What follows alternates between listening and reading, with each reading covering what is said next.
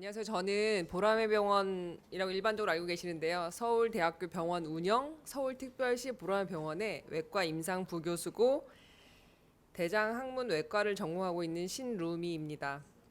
만나 뵙게 돼서 반갑습니다. 네. 제가 오늘 말씀드릴 내용은 저희가 이제 대장학문 학회에서 대장암 골드 리본 캠페인을 하고 있는데 이 골드 리본 캠페인 중에 변실금이 이번 해 주제가 되어서요. 변실금에 대해서 알기 쉽게 간단하게 말씀을 드리도록 하겠습니다. 우리가 태어나서 청장년층을 지나서 나이가 드는 과정이 있잖아요. 처음에 아기가 태어났을 때는 자기 대소변을 못 가리고 주변의 도움을 받아서 대소변을 처리를 해야 되는데 그게 점점 아기가 대소변을 가리고 다시 나이가 들게 되면 아기와 똑같이 대소변 가리기가 어려워지고 이렇게 좀 다른 사람의 도움이 필요한 상황이 됩니다. 근데 어렸을 때는 누군가의 도움을 받기가 쉽지만 나이가 들어서는 이런 걸 되게 창피해하고 내가 어렸을 때 나는 내 자식들한테 많은 도움을 줬지만 내가 나이가 들어서 자식들한테 이런 도움을 받는 거를 상당히 어려워하시는데 일단 오늘 제가 강의를 하면서 여러 가지 말씀을 드릴 건데 일단 변실금은 치료를 할 수가 있고 물론 100%는 아니겠지만 그런 방법이 있기 때문에 이런 것들에 대해서 자식들한테 말씀하시고 의사한테 얘기하는 거를 부끄러워하지 마시고 많이들 치료를 받으시라고 오늘 강의를 드리도록 하겠습니다. 잘 생각해 보면 내 자식들도 어렸을 때 다 내가 똥기저귀 갈아주고 다 했기 때문에 부끄러워하지 않으셨으면 좋겠습니다. 이 65세 이상 노인의 7명 중에 1명은 무조건 갖고 있습니다. 변을 지리거나 아니면은 참기가 힘든 증상이 있고요. 여성분들이 조금 더 많은데 여성분들 같은 경우에 4명에 1명 정도는 다 가지고 있습니다. 여기 계신 분들도 있을 수도 있고 나중에 생길 수도 있고 이런 것들 때문에 이제 다들 너무 부끄러워해요. 변이 샜다는 것들 때문에. 보통 어른들이 말씀하시는 나는 똥칠할 때까지 벽에 똥칠할 때까지 살고 싶지 않다 이렇게 말씀하시는 경우도 있는데 그런 게 너무 부끄럽다는 의미인 거죠. 그런 말씀을 하시는 것들이 하지만 아까도 말씀드렸지만 이거는 노화의 한 과정이고 누구나 겪고 있는 거고 말을 안 할 뿐이고 그렇기 때문에 전혀 이제 부끄러워하지 말고 잘 관리를 하시길 바랍니다.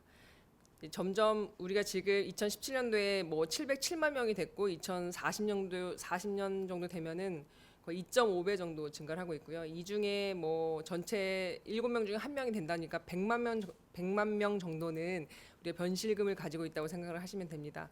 실제적으로 변실금 가지고 있으신 분들은 우리가 병원에 와서 진단명을 변실금 이렇게 넣은 환자분들을 다 이렇게 합산을 했을 때 10,000명 정도밖에 안 됩니다. 그러니까 99만 명 정도는 난 증상을 가지고 있어도 병원에 오지 않고 혼자 이렇게 끙끙대고 이런 분들이 되게 많다는 것을 알 수가 있습니다. 변실금이라는 거는 뭐 다들 아시겠지만 내 의지와 상관없이 변이 새어 나오는 거고 팬티에 묻어 있는 거고 이거 사실은 아시는 분도 있고 모르시는 경우도 있고 그래서 다들 숨기고 싶어 하시는데 사실 여기에는 이제 이게 대장문 학회에서 만들어준 자료입니다. 그래서 누구에게든 숨기고 싶은 비밀이라고는 하는데 제 생각에는 이건 굳이 비밀스럽게 감추지 않아도 되는 자연스러운 과정이지 않을까 싶습니다. 이런 변실금 환자가 겪는 어려움은 가장 흔한 건 당연히 아무 데서나 똥을 쌀까봐 일단 여행을 하기도 어렵고 외출을 하기도 어렵고 화장실이 없는데 가기가 너무 불안하고 긴 장기 여행을 하기 위해서 차를 타기도 불안하고 이런 것 때문에 되게 여러 가지 신체적, 정신적, 사회적으로 부정적 영향을 미치고 아무한테도 말하고 싶지 않고 나 혼자 끙끙대다 보니까 점점 불안해지고 이것 때문에 우울감이 생길 수가 있습니다. 연세가 들어가시다 보면 안 그래도 우울해질 수 있는 상황인데 이런 것들이 더 그런 문제를 가중시킬 수가 있고요. 이제 이런 것들을 가지고 있어도 어떤 분들은 이건 당연히 내 노화의 과정이지. 그러니까 그냥 내가 나이가 들면서 안고 가야 되는 거야. 이렇게 생각하시는 경우가 있어요. 그래서 사실 증상이 나타난 후에 한 63% 정도는 6개월 이상이 지나서야 병원에 내원을 합니다. 그리고 43% 1년 이상이 지나서야 내원을 하고 이유는 다 이런 거예요. 나는 병이 아닌 줄 알았고 당연히 모든 노인들은 다 이렇게 변이 새는 건 줄 알았다. 치료가 안 되는 줄 알았다. 어차피 와도 치료가 안 될 걸 굳이 갈 필요가 없다. 이렇게 생각하시는 경우가 있어요. 하지만 치료가 됩니다. 또 하나 올바른 정보의 부족이고 이거는 뭐 이제 다들 요즘 카더라 통신 뭐 이렇게 하면 뭐 좋다고 하더라. 이 약을 먹으면 좀 낫다고 하더라. 이런 것들 때문에 안 오시는데 사실은 그런 것들보다는 이제 뭔가 의료진하고 상담을 하는 게 조금 더 중요하고 이런 것들 때문에 약간 더 진단이 지연이 되는 경향이 있습니다. 또 하나는 어디로 가는지 잘 모르시는 경우가 있어요. 부인과로 가야 되나 비뇨기과로 가야 되나. 보통은 여성분들 같은 경우에는 요실금하고 같이 오는 경우가 있기 때문에 보통은 비뇨기과에 갔다가 외과에 들르는 경우가 되게 많은데 변실금이 있는 경우에는 대장학문외과에 오셔서 상담을 받는 것이 좋습니다. 또 하나는 변실금을 진단을 받았다고 하더라도 이게 되게 오래오래 관리를 해야 되는 질환이에요. 고혈압처럼. 고혈압도 계속 약을 먹으면서 혈압을 관리를 하고 뭐 이런 상황이 되는데 고혈압은 용납이 되는데 변실금 같은 경우에는 저희가 처음에 약을 쓰고 안 되면 수술을 하는데 약을 쓰는 그 과정을 되게 지루해 하세요. 약을 먹을 땐 괜찮은데 끊으면 다시 증상이 나타나서 난 약을 안 먹을래 이렇게 말씀하시는 분들이 되게 많은데 왜 그러시는지 모르겠어요. 약을 먹을 때 들으면 좋은 게 아닌가 싶은데요. 저는 일반적으로는 그렇게 생각하지 않고 꾸준히 병원에 와야 한다는 것들을 되게 귀찮아하시고 식단도 신경 쓰고 약도 계속 먹어야 된다는 것들 때문에 너무너무 불편해하십니다. 하지만 약을 먹고 식단 조절을 하면은 조절되는 경우가 한 50% 정도는 조절이 됩니다. 그래서 이 영상에서 손가락질 하는데 손가락질은 뭐 여러분 뭐 변실금은 치료할 수 있으니 항상 이제 왜 생겼는지 알아야 되고 진단 정확하게 해야 되기 때문에 병원에 내원을 하셔야 됩니다. 그런 말씀을 드리고 싶고요. 변실금의 원인에 대해서는 정말 너무너무 다양한 원인이 있습니다. 그래서 원인을 간단하게 보면 뭐 분만 손상, 항문 수술 되게 어려운 것들이 있는데요. 간단히 하나씩 설명을 하도록 하겠습니다. 우리가 뭐 항문 수술을 한다, 항문에 치료가 있거나 아니면은 항문에 암이 있다, 항문에 암까지는 아니지만 직장암이 있다, 직장암이 좀 항문 쪽으로 많이 침범을 했다 이러면 항문의 일부를 없애고 수술을 해야 되는 경우도 있고 치료가 있는 경우에는 항문을 절단을 해서 수술을 해야 되는 경우가 있고 또 하나는 여성분들 같은 경우에는 아기를 낳을 때 분만을 할 때 아기 머리가 너무 큰 경우에는 찢어지잖아요. 찢어지는데 그게 항문 쪽으로 찍 찢어져 가지고 항문 근육이 다 찢어지는 경우가 있어요. 그런 경우에는 항문 괄약근 손상이 되기 때문에 당장 젊었을 때는 힘이 짱짱해서 문제가 나타나지 않지만 나중에 나이가 들다 보면은 항문이 안 찢어지신 분에 비해서는 상대적으로 증상이 좀 빨리 찾아올 수가 있고 이제 없을 수도 있었던 증상이 나타날 수도 있는 상황입니다. 또 하나는 골반적 근육의 약화. 우리 보통 젊은 사람들 보면 항문이 이렇게 안쪽으로 오목하게 들어가서 되게 예쁜 엉덩이를 가지고 있잖아요. 근데 이게 나중에 이제 점점 나이가 들다 보면은 항문이 점점 처집니다. 이렇게.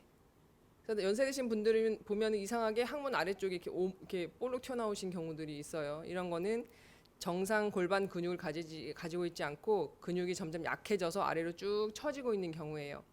이렇게 처지다 보면은 배변하기도 어려워요. 변을 봤는데 시원하지 않고 보고 나서도 항상 변이 남아있는 양상이고 변 보기 힘들고 그래서 남아있는 변이 나중에 이제 일상생활을 할 때 바깥으로 흘러나오는 경우가 있습니다. 또 하나는 이제 약해진 골반 근육 자체가 약해지기 때문에 골반 근육에 포함되어 있는 항문 근육도 약해져요. 그래서 항문 근육도 같이 이렇게 벌어져 있고 남아있는 변이 그 벌어져 있는 근육 사이로 내려오는 게 변실금의 원인 중에 하나입니다.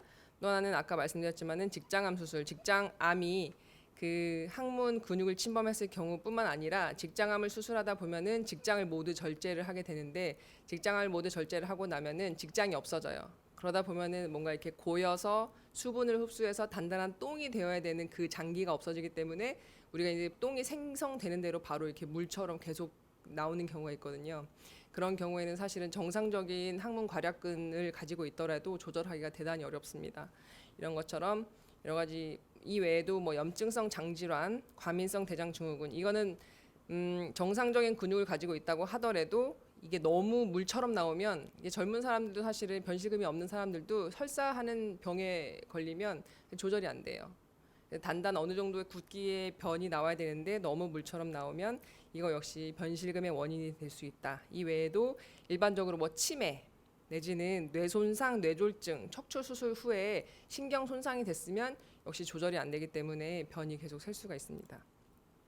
진단은 되게 여러 가지가 있어요. 이 진단을 뭐 일일이 아실 필요는 없지만 이 진단 검사를 여러 가지 하는 이유는 일단 원인을 정확하게 찾아서 우리가 교정할 수 있는 건 교정을 하고 교정이 안 되는 것들에 대해서는 약물 치료를 하고 효과를 판단을 하고 이런 여러 가지 이유들 때문에 저희가 이런 진단 검사를 사용을 하고 있고요. 항문 내압 검사는 항문의 힘을 보는 검사입니다. 음부 신경 근전도 검사는 신경이 신경으로 제대로 이제 전달이 되는지, 이거 신경이 뭐 신경 전달이 잘 안 돼서 근육에 힘이 없는 건지, 근육 자체에 힘이 없는 건지 이런 걸 보는 거고, 배변 조영술 같은 경우에는 변 보는 양상 자체를 보는 겁니다. 그래서 우리가 보면 환자분들이 오시면 실제적으로 설문조사를 해요. 여기 자기 거 잘 생각해 보세요. 자기 증상이 있으신 분들도 있을 거고 없으신 분도 있을 텐데, 하루에 2번 이상이냐, 1번이냐, 일주일에 2번 이상이냐, 얼마나 자주 생기느냐, 나오는 게 가스냐, 점액이냐, 액상변이냐, 아니면 덩어리 변이냐, 이거에 따라서 점수를 매길 수가 있어요. 한번 점수를 매겨보세요. 이 중에 점수를 다 매겼을 때 30점 이상이 되면 이거는 일상생활에 지장을 주는 변실금이라고 생각을 합니다. 점수가 높으면 높을수록 더 심한 변실금이라고 생각을 해서 저희가 이제 일단은 치료에 이 진단 검사 결과를 좀 고려를 해서 하기도 합니다. 잘 보시고, 이런 변실금 일단 진단을 하면은 치료 방법은 되게 여러 가지가 있을 수가 있습니다. 치료 방법이 없었던 때도 있었고, 최근에는 뭐 여러 가지, 최근에 뭐 아까도 말씀드렸지만 고령의 환자분들이 점점 늘고 있어서 저를 비롯한 대부분의 대장학문외과 의사들이 변실금에 관심을 많이 가지기 시작했어요. 이미 외국에서는 가지고 있고. 그래서 보시면 변이 묽은 경우에는 식이섬유 제한해야 하긴 하지만 보통은 식이섬유를 권장을 드립니다. 이 외에도 우리가 설사를 야기할 수 있는 여러 가지 음식들은 드시지 말라고 말씀을 드리고, 커피 그리고 햄이나 소세지 같은 가공하거나 혼재된 고기, 술, 그리고 우유나 치즈와 같은 유제품, 그리고 건자두 등의 설사를 유발하는 과일, 그리고 껌 있잖아요. 자이리톨이나 솔비톨, 유가당 등의 이런 것들은 가급적이면 드시지 마시라라고 얘기를 하고 있고요. 하지만 이 외에도 뭐 맵거나 쏘는 자극적인 음식이거나 기름진 음식, 보통 이렇게 설사를 할 수 있게 만드는 음식들, 튀긴 음식, 그리고 방귀를 잘 뀌게 하는 음식들 있잖아요. 콩류나 양배추, 브로콜리, 양파, 이런 것들은 가급적 드시지 말라고 하지만 사실은 이건 사람마다 약간 다릅니다. 나는 양파를 먹어도 별로 방구 안 나와. 그럼 양파를 드셔도 되지만, 어떤 분들은 여기 없는 음식을 먹으면 나는 무조건 설사를 한다. 그러면은 본인한테 맞는 그 음식을 찾아서 그 음식은 드시지 않는 것이 대단히 중요합니다. 왜냐하면 물은 변을 보면 젊은 사람들도 변이 세게 마련이에요. 그래서 가장 중요한 것은 본인의 변실금을 악화시키는 음식을 찾는 것이 제일 중요하다라고 말씀을 드리고 싶고요. 식이요법이라고 우리가 이제 권유하고 이게 있는데, 이게 저희가 사실은 여러 논문을 찾아보지만 정확하게 딱 이렇게 해야 된다 이런 건 없지만, 저희 가급적이면 뭐 전문가들이 권유하는 방안은 이렇습니다. 일단은 식사 시에 국이나 물을 너무 많이 마시면 묽어지겠죠. 너무 많이 마시지 말고 물은 식후 30분 후에 마십니다. 그리고 전체 식사량을 줄이시는 분들이 있어요. 나는 먹으면 똥을 싼다. 그렇기 때문에 식사를 안 하시고 이렇게 살이 많이 빠져서 오시는 경우가 있는데, 어차피 이제 그렇게 안 먹는 걸 해결할 수 있는 부분이 아니기 때문에 일회 양을 줄이고 횟수를 늘려라. 그리고 섬유질은 충분히 섭취를 한다. 하루에 2-30g이라고 하는데 보통 우리가 한식으로 삼시세끼를 먹으면 한 10g에서 15g 정도 먹거든요. 근데 보통 드실 때 내가 원래 먹던 양보다 채소를 한 젓가락 더 먹는다고 생각을 하시면 되겠습니다. 그래서 하루에 2-30g이 적당하면서 하며, 수용성 섬유소 같은 바나나, 쌀밥, 빵, 감자, 파스타, 오트밀, 땅콩잼, 이거 보시면 아시겠지만 우리나라에서 만든 게 아니고 외국에서 권장하는 거를 이렇게 번역을 하는 거기 때문에 오트밀, 파스타, 땅콩잼 이런 게 나오는데요. 보시면 그냥 우리가 일반적으로 드시는 음식을 잘 드시면 되겠습니다. 다만 자기가 먹었을 때 설사를 야기시키는 것들은 가급적 피해라 라고 말씀을 드리겠고, 여기까지는 저희가 오시면 본인이 알아서 또 다 조절을 하고 오시는 부분이고, 이제 병원에 오시면 저희가 이제 약물 치료를 하게 됩니다. 그래서 일단은 변이 너무 무르게 보는 경우에는 변이 덜 무르게 하는 약을 쓰고, 변을 효과적으로 보지 못해서 남아있는 변이 나오는 경우에는 저희가 변비약을 씁니다. 또 하나는 이게 좀 항우울제를 쓰는 경우가 있다고는 하는데, 보통은 저는 많이 쓰진 않고요. 보통 이렇게 지사제나 변비약을 잘 섞어가면서 쓰면은 한 50% 정도는 호전을 보고 있습니다. 그래서 예방적 배변 유도라는 것도 있는데, 이거는 아침에 변을 시원하게 보고 활동하는 동안에 내내 변이 안 나오게 하고 뭐 저녁에 집에서 좀 새는 거는 상관없다고 생각을 하고 있습니다. 왜냐하면 조절도 뭐 화장실에 가면 되고 좀 묻으면 씻으면 되는데 우리가 일상생활을 할 때, 여행을 할 때, 내지는 뭐 직장 생활을 할 때 이런 때 새면 안 되기 때문에 아침에 변을 볼 때 시원하게 볼 수 있게 저희가 약을 전날 드시라고 하고 아침에 대변을 시원하게 보도록 하고, 하루 종일 지낼 때는 아예 이제 장 움직임을 떨어뜨리는 약을 줘서 하루 종일은 이제 변이 아래쪽으로 내려오지 않게, 그러니까 경구용 지사제로 분변의 직장 도달을 억제하는 약을 사용을 합니다. 또 하나는 저희가 약을 쓰는 것과 동시에 보통 알고 있죠. 케겔 운동 아시죠?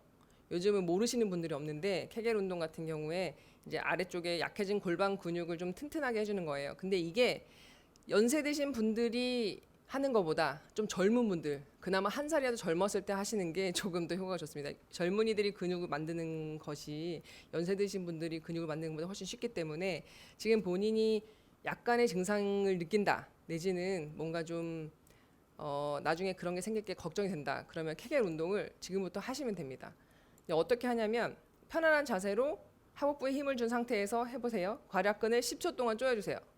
조인 상태 10초 유지하기가 되게 어렵습니다. 지금 젊은이들 지금 하고 있는데 이게 10초 유지하기 어렵고, 그다음 풀고 10초, 이거를 한 번 할 때 30회에서 50회 하는데 대부분 대단히 어려워해서 잘 안 돼요. 근데 사실 이것만 해도 되게 많이 호전이 되거든요. 그래서 이제 보통은 잊어버리고 못 하시는 경우가 있어요. 그래서 반드시 아침에 일어났을 때, 그리고 자기 전에 한 번, TV 볼 때 한 번, 이 정도 하시면은 충분하게 골반적 근육의 운동이 되기 때문에 이런 것들 평소에 자주 좀 해주시고, 내가 증상이 있어서 너무 두렵다 그러면 역시 이거를 해 주시고, 물론 하기 전에 의사의 진단을 좀 받으시는 게, 상담을 받으시는 게 좋을 것 같고요. 해주시면 도움이 될 것 같습니다. 이 외에도 바이오 피드백이라는 게 있는데, 이거는 케겔 운동 우리가 집에서 혼자 이렇게 생각하면서 1, 2, 3, 4 이렇게 10초를 세는 거지만, 바이오 피드백 같은 경우는 항문에다 물 집어 넣어서 정말 내가 항문에 힘을 제대로 주고 있는지를 모니터를 보면서 하는 치료법인데요. 그냥 단순히 케겔 운동보다 얘가 조금 더 효과가 좋은 것 같아요. 근데 단점은 얘를 하기 전에 항문에다 뭘 넣어야 되기 때문에 이거 자체를 약간 창피해 하시는 경우도 있고, 이것 때문에 이제 장을 비워야 돼서 좀 그걸 귀찮아 하시는 경우도 있고, 이걸 하려면 병원까지 굳이 와야 돼서 또 싫어하시는 경우도 있는데, 근데 이제 효과를 보는 분들이 꽤 되기 때문에 또 좋아하시는 분들도 있어요. 그래서 저희도 이제 항문 이렇게 변을 완전히 비우지 않고 옷을 입은 상태에서 하는 이런 바이오 피드백 기계를 저희도 신청을 해서 일단 사려고 하고 있습니다. 그게 들어오면 훨씬 편하게 이 바이오 피드백 치료를 할 수 있을 것으로 생각이 됩니다. 이게 다 안 되면 우리는 수술을 할 수가 있습니다. 수술 방법은 되게 다양하죠. 원인에 따라 하면 돼요. 항문 손상이 됐다 그러면은 항문 손상이 된 부분을 꼬매주면 되고, 괄약근이 너무 힘이 없다, 근데 뭐 보강미 주입술을 할 수도 있고, 이런 방법이 있다는 거예요. 또 하나는 신경 자극술, 항문으로 가는 신경을 항상 자극해서 항문이 쪼여 있게 하는 수술도 있고, 인공 괄약근 삽입술도 있습니다. 뭐 자석 같은 걸 넣어가지고 이렇게 쪼여들게 하는 인공 괄약근 삽입술도 외국에서 많이 소개가 되고 있고, 이외에도 아예 인공 항문을 바깥으로, 배 바깥으로 꺼내는 방법도 있습니다. 뭐 이런 장루 같은 경우에 사실은 계속 뇌경색으로 누워만 계시는 분들은, 사실은 돌아다니지 않는 분들은 장루가 훨씬 관리하기가 편한 경우도 있기 때문에 이것도 변실금의 하나의 수술 방법입니다. 그래서 미국 대장학문학회 가이드라인을 보시면 가장 효과적인 거는 천수 신경 자극술이라고 권고를 하고 있고, 이 외에도 항문 괄약근 성형술, 이런 경우에는 아까 말씀드렸던 분만 손상이나 뭔가 수술을 해서 항문이 끊어져 있는 경우에는 좀 이렇게 당겨서 붙여주는 게 도움이 되더라. 그리고 좀 강하게 권고를 하는데 근거가 좀 낮은 것들은 장루나 해부학적 이상을 교정을 한다, 뭐 이런 것들이 있을 수 있습니다. 또 이거는 한글로 뭐라고 번역해야 될지 몰라서 그냥 영어로 썼는데요. 미국에 있는 또 다른 이렇게 장을 연구하는 사람들의 협회 같은 데인데요. 역시 보존적 치료가 실패했을 경우에는 천수신경 자극술이나 장루를 권고를 하고 있습니다. 대한대장문학회에서도 역시 최근에 변실금 환자분들이 많이 늘고 있기 때문에 저희가 가이드라인을 만들기 위해서 진행 중인 상황입니다. 천수신경 조절술을 간단하게 설명을 드리면, 모든 웬만한 보존적 치료가 실패했을 때는 이런 방법이 효과가 좋습니다. 보시면 이 엉치뼈 있잖아요. 엉치뼈에서 신경이 나오고 있는데 그 신경 3번 신경에다가 전기 자극기를 넣어서 계속 자극을 시켜주는 거예요. 이제 일단은 보험이 됩니다. 보험이 되는데 일단 보험이 되기 위해서는 처음에 변실금을 진단을 받고 나서 6개월 이상 보존적 요법, 식이요법이나 바이오 피드백이나 케겔 운동 등을 해서도 효과가 없는 난치성 변실금. 보통 그렇게 보존적 치료를 하면 50% 정도는 효과가 있는 걸로 되어 있기 때문에 나머지 50%에 대해서 효과가 없는 난치성 변실금에 대해서 이제 이 시험적 거치술을 할 수가 있고요. 시험적 거치술을 하고 난 다음에 50% 이상의 증상 호전이 있는 경우에는 영구 자극기 설치술을 해서 효과 좀 치료를 할 수가 있습니다. 실제적으로 그 천수신경 자극기 삽입술을 한 환자분인데요. 여기 엉덩이에다가 이게 전기 국소 마취로 하는 겁니다. 국소 마취로 해서 전기 자극기를 넣고 이 엑스레이를 통해서 제대로 들어가 있는지 확인을 하면서 집어 넣습니다. 집어 넣고 나중에 보면은 이렇게 그 엉치뼈의 구멍으로 이렇게 전기 자극기가 잘 들어가 있는 거를 확인을 하고 최종적으로 이제 수술을 다 마친 상태에서 이게 다 들어가 있는 거를 확인을 하는 건데 이 환자분 같은 경우에는 처음에 오셨을 때는 수영장을 다니다가 처음엔 괜찮았는데 수영장에서 한번 실례를 한 다음에 이제 회원들이 이제 넌 나오지 말아라. 이 변이 세면 더러우니까 나오지 말아라. 그래서 너무 상처를 받으셨어요. 상처를 받으셔가지고 이 시술 이거는 어떻게 보면 수술이라는 게 되게 접근하기가 어렵잖아요. 어렵지만 나는 너무 창피해서 일단은 그런 치료법이 있으면 한번 해봤으면 좋겠다라고 해서 이분도 6개월 동안 보존적 치료를 하고 조절이 안 돼서 이걸 했는데요. 이거를 하고 나서 직후에는 변비가 생겼어요. 변은 절대 안 세고 일단 변이 안 나와요. 안 나오는데 이제 이게 자극기를 켜면 일단 꽉 조이고 있기 때문에 변이 안 나오는 거고 나중에 자극기를 끄면 또 이렇게 열리기 때문에 변을 볼 수가 있거든요. 그렇게 조절하는 법을 배우셔서 지금은 아주 행복하게 잘 지내고 계시고 더 이상 병원에 안 오고 계시는데요. 아주 뭐 행복해하고 계세요. 이렇게 이제 뭐 최근에 가장 효과가 있다고 하는 치료법이기 때문에 제가 오늘 설명을 드렸고요. 일단은 변실금은 이제 오늘의 주제는 변실금은 치료할 수가 있고 더 늦기 전에 빨리 진단을 해서 보존적인 요법부터 일단 시작을 하고 운동도 시작을 해서 이제 더 안 되면 사실은 수술적 치료를 할 수 있기 때문에 미리미리 상담을 하고 치료를 일찍 시작을 하시기를 바라는 마음입니다. 그래서 대장학문외과 전문의와 상담을 하시고 난 긴가민가하다 그럼 와서 물어보면 돼요. 긴가민가하다 그럼 또 검사를 해보면은 새는지 안 새는지 또 나오기 때문에 그런 게 걱정이 된다고 해서 안 오시지 마시고 오셔서 반드시 상담을 하시길 바랍니다. 네, 이상입니다.